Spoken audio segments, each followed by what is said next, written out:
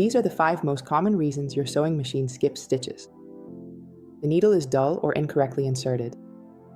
A dull, bent, or improperly inserted needle is by far the biggest cause. Replace the needle and push it all the way up into the holder. Wrong needle for the fabric. Use the right needle for your material. Stretch fabric requires a stretch needle, denim needs a jeans needle. The wrong needle misses the fibers.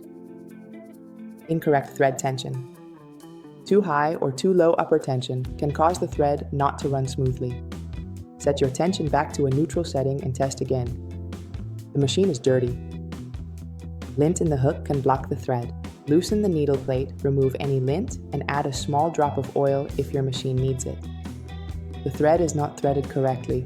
It's easy to miss a thread guide or make a mistake while threading.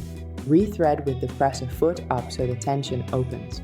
With these 5 checks, you usually solve it right away.